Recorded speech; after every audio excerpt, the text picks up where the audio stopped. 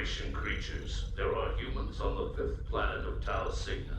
This planet was ceded to the Corporate in Section 133, Paragraph 77 of the Treaty of Armids. We will begin settlement of this world in 4 days. Remove the humans. Federation creatures. There are humans on the fifth planet of Cancel Tau message. Cygna. Oh, hello, you insouciant long pigs. It is me, SG1, coming at you for a Star Trek, the official Starships Collections review. Yes, under issue number 177. Yes, it's been a while. I have had a busy schedule over Christmas, so that's why I've not done a review in a while. And I have been putting off doing the Star Trek Starships because there's only a few left to do. Even though Eagle Moss are churning more out, I will get to those when I get them. So just please be patient. I will get there. So anyway, that's out of the way. We're going to do this one. I've picked a bit of fluff. Issue 177, Sheliak colony ship. Yes. So as per usual, nice glossy magazine. The ship itself. More on that in a little bit. So let's get a crack on. Shan't you? Shan't we? Shan't we all? So specification. Operated by the Sheliak Corporate. Type transport in operation 21st century. Length 470 meters. Approx. Propulsion warp capable. And then we've got a really nice CG render of the ship there. Different from the one on the front. Actually, the one on the front's really cool. Actually. There we are. Tau Cygna 5 was in the Sheliak territory, a sector of space known as the Delori Belt, which was located more than 5,000 light years from the Sol system. Wow. 5,000 light years. That's quite a distance. Anyway, it took the Enterprise like a year and a half to get there. Anyway, Sheliak colony ship did not appear unusual compared to other starships operated by humanoid species. It was unclear if the warp systems similar to Starfleet vessels, but its propulsion compounds looked similar. It was definitely capable of speeds comparable to high warp. And then we've got another CG render of the ship there. Then we've got some images from the episode it comes from, the Ensigns of Command. For a first season 3 opener, not too bad, actually. It's pretty good. And then we've got the Sheliak themselves, which the card game had banned because it was a good dilemma. I'm not going to mention that because it'll drive me mad.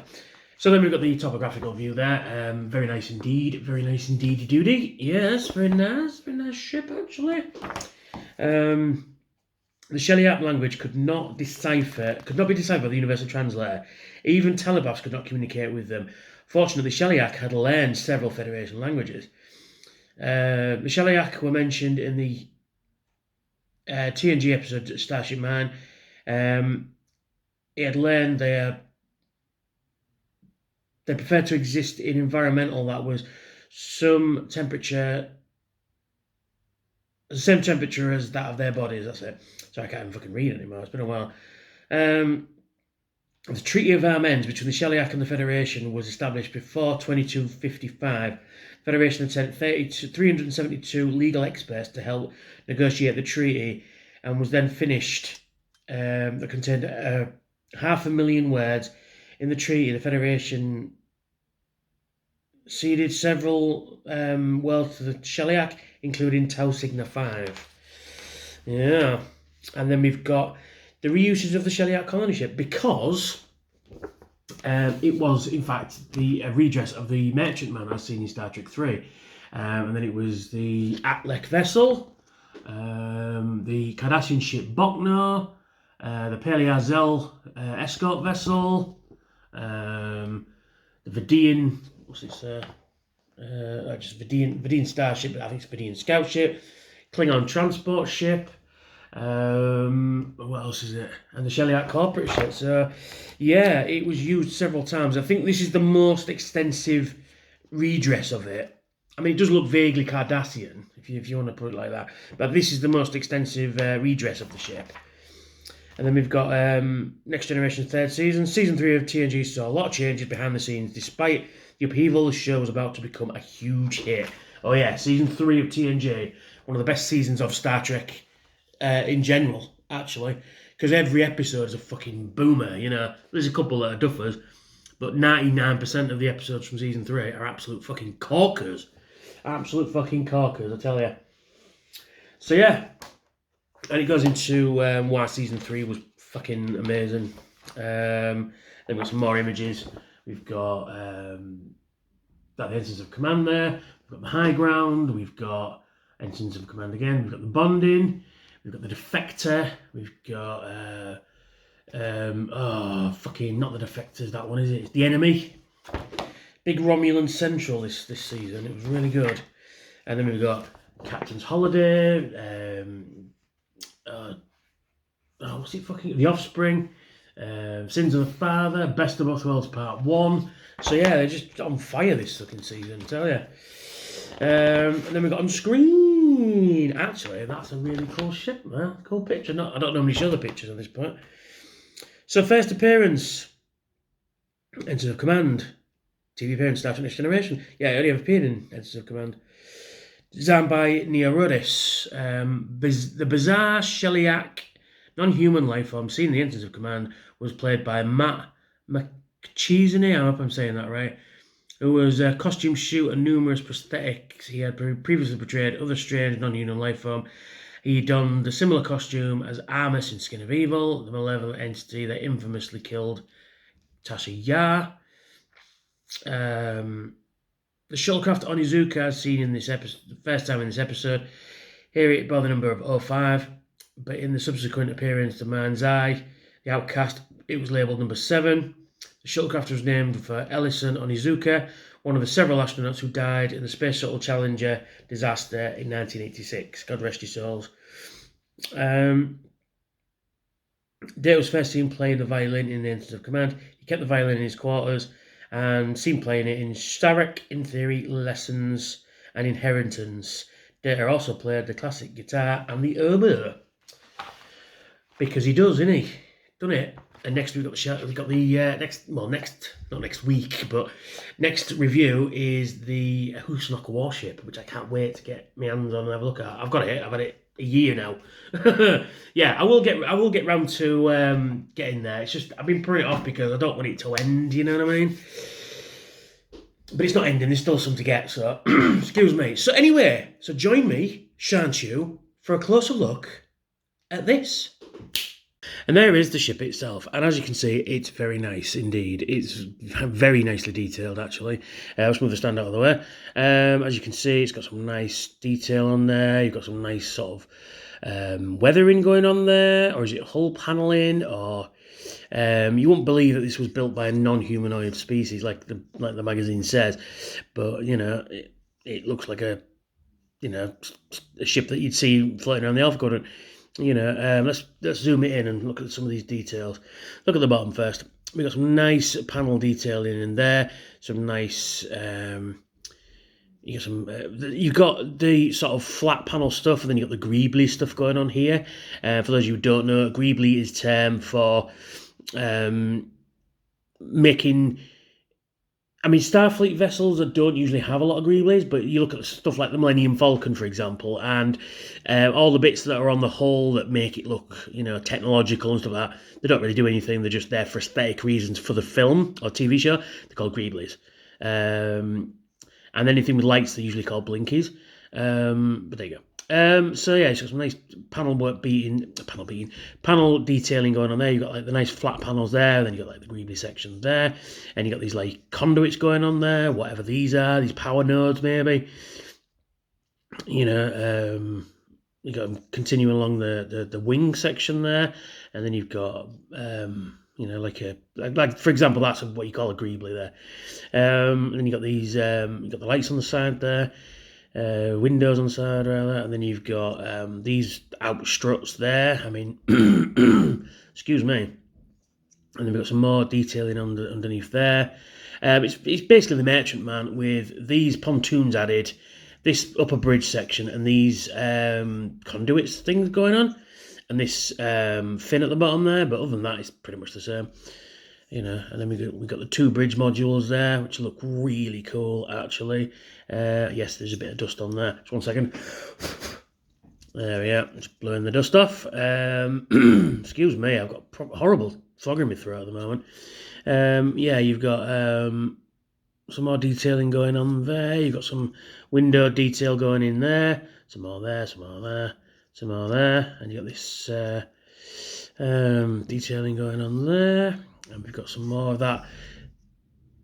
I'm sorry, that's the wind. Going on at the top there. You've got more greeblies going on and technological stuff. And then you look at the engines there. I believe the Merchantman's got an extra one here. I can't remember. It's been a while since I've had the model out. That one's put away just for the moment. I've got nowhere to put it.